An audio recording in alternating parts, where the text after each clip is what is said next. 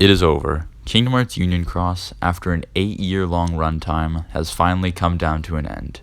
And if you're like surprised Lorium face here and want to see what I thought about the ending, then continue onwards to the rest of the video.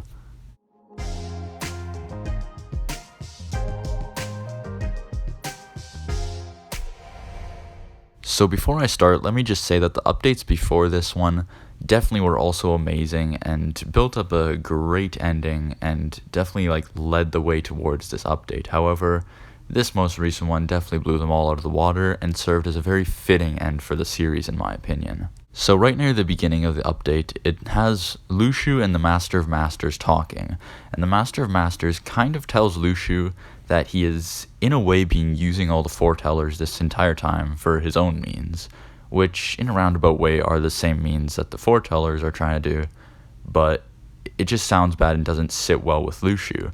However, Master of Masters kind of tells him that don't worry about it, you just keep going, keep doing your role, and in the end this is all to defeat the darkness.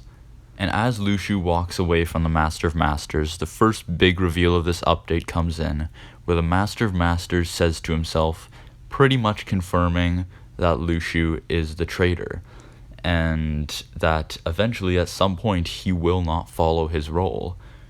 Then it cuts back to the present time, and we see Ephemer, Skuld, and the player in a room with all the arcs, talking, and then all of a sudden, 4 darknesses sprout out, and there's this stuff that happens. I'm not going to go into details because it's extremely confusing and it would take way too long to explain it.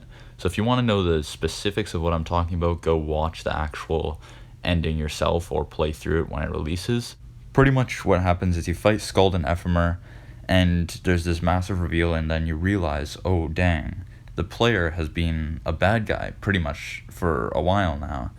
And then Ephemer at the end, well, you beat them, obviously, but then as you beat them, Ephemer sends you away to a different world, locks you up pretty much with all the darknesses so that you can't, get into the main world. So, pretty much, Ephemer seals away all the darknesses. Then it cuts over to Brain's perspective, and we see him in the real world of Daybreak Town, and Luxu appears and pretty much asks, are you the last one here? Where are the other ones?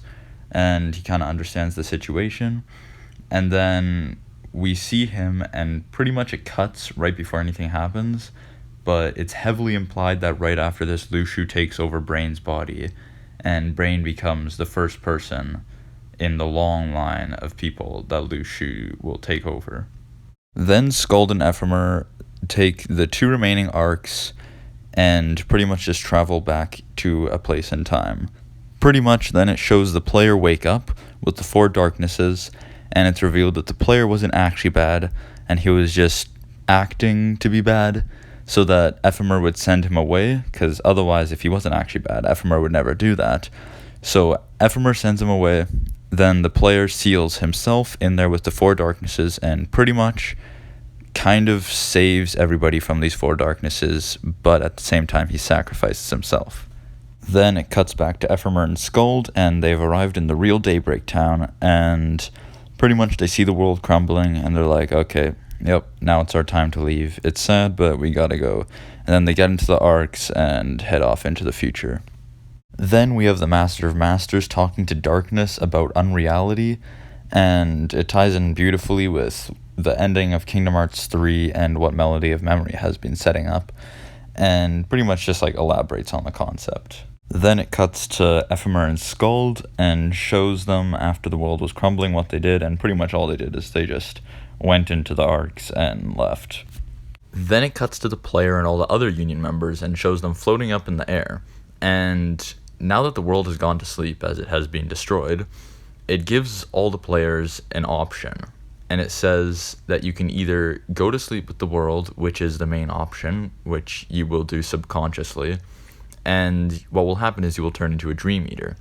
Or if you have a strong heart, you can resist it and stay awake, and what will happen is you will be reborn as somebody else and pretty much just reincarnated in a different life.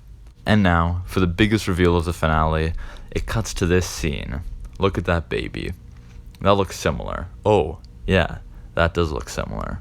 The player refuses to go to sleep and in doing so gets reincarnated as a new person, and that new person is Xehanort, the antagonist of the entire series. Then we see Ephemer and the rest of the dandelions that got into the arcs wake up in different places in time. Ephemer wakes up in the ruined remains of Daybreak Town, Ventus in the Keyblade Graveyard, and those are the only real important ones. Then it cuts to another scene of Lushu standing in the Keyblade Graveyard, and then he slowly reveals his face, and it is Brain. As we saw in the earlier cutscene, Lushu did in fact take over Brain's body.